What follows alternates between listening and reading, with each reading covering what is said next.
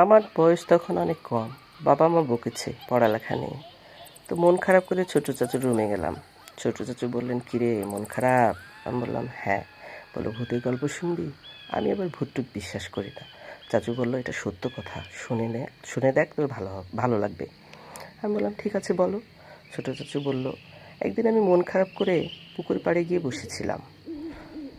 সন্দেহ হব হব প্রায়, দেখি একটা ছোট্ট বিড়াল ছানা আস্তে আস্তে পুকুরের দিকে নেমে আসছে। আমি চুপ করে তাকিয়ে রইলাম বিড়ালটার দিকে। একটু পরে দেখি বিড়ালটা একদম পানি ছুঁই ছুঁই হয়ে বসলো। আমি ভাবলাম কী ব্যাপার, বিড়ালটা তো পানি ভয় পাই, এটা আবার পানির কাছে আসলো কেন? আমি তাকিয়ে রইলাম।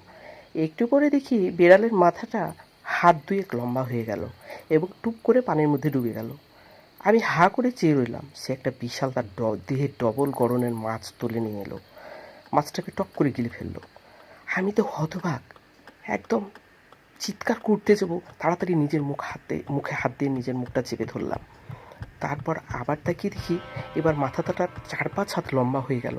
সে আবার পুকুরে ডুব দিল, আবার একটা বড় মাছ তুলে নিয়ে এলো এবং টপ করে গিলে ফেললো। এই অবস্থা দেখে আমার তো নিঃশ্বাস প্রায় বন্ধ হওয়ার মতো অবস্থা। আমি কি করব, কিভাবে পালাবো ওখান থেকে বুঝে উঠতে পারছিলাম না।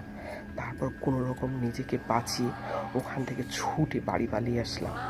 তারপর মা বললো, কিরে এত হাঁপাচ্ছিস কেন? আমি বললাম, মা তুমি কখনোই পুকুরে আর যাবে না। আমি আজকে যা দেখেছি তা যদি তুমি দেখো, তোমাকে আর আমরা বাঁচাতে পারবো না। তারপর মাকে আমি পুরো ঘটনা খুলে বললাম।